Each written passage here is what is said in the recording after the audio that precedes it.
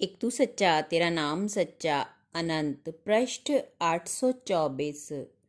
सतपुरुष बाबा फुलसंदे वाले कहते हैं, हे देव पुत्रों, जो मनुष्य दुष्कर्मों में फंसा रहता है अपने साथ साथ वह दूसरों को भी नष्ट भ्रष्ट किए रहता है।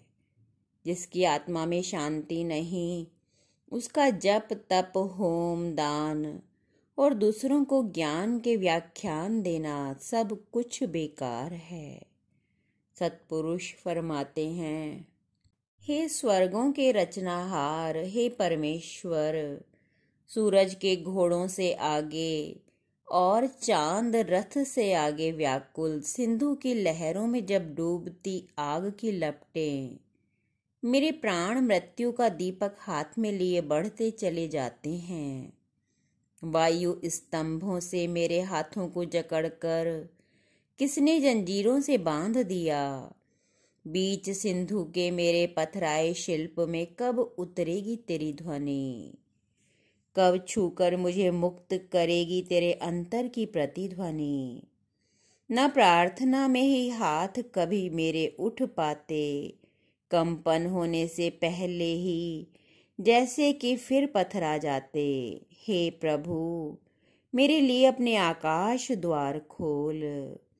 हे अनंत स्वर्गों के स्वामी, तुम्हारी आराधना में जब लीन होते मेरे प्राण, अमृत की अनहद लहरों में एक सीप पर धरकर एक छोटी सी जोत को फरिश्तों के बच्चे छोड़ देते हैं इस ओर को, जो तिड़ती तिड़ती मेरे पास आकर मुझे छू जाती, उसका स्पर्श मुझे दो भागों में चीर देता, मैं पृथ्वी और आकाश बन जाता, जिसमें से सफेद और नीले झाग निकलते, देवता मनुष्य व किन्नर उत्पन्न होते और तुम्हारी स्तुति करने लगते।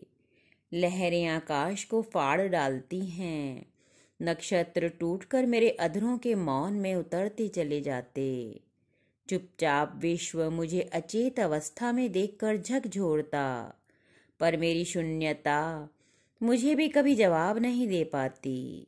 मैं क्या जवाब दूं? हे प्रभु, मुझे अपनी अर्चना में स्वीकार कर लो।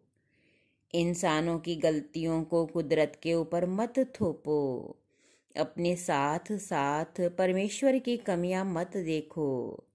तुम्हारे विचार तुम्हें प्रभु कृपा से दूर ना कर दें, तुम्हारे मन का अंधकार तुम्हें उस परम प्रकाश से दूर ना कर दे। तुम परमेश्वर में आशावान बने रहो, उम्मीद की किरणों को तुम ढूंढो। वे किरणें तुम्हारे अंधेरे को प्रभात हैं। तुम परमेश्वर के उपवन का पुष्प हो, उसकी सुगंध तुम्हारे भीतर महकती है। उसकी प्रार्थना में समर्पित होना, बंद अंधेरी गुफा से खुले आकाश में तुम्हारा परिवर्तन होगा। यह आराधना से ही संभव है। यह आराधना तुम्हारा कर्तव्य भी है और तुम्हारा अधिकार भी। एक तू सच्चा तेरा नाम सच्चा।